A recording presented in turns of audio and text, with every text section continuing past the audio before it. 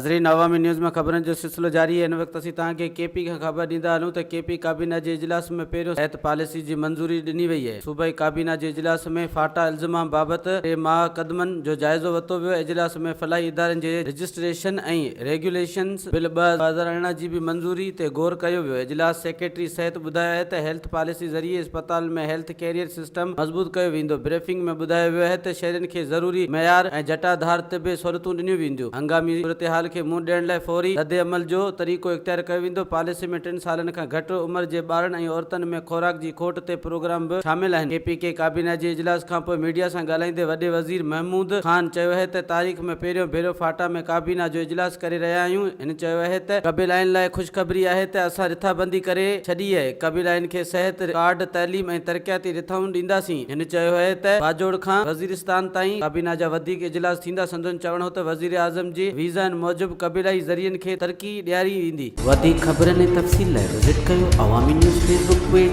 YouTube page ऐं अवामी news website.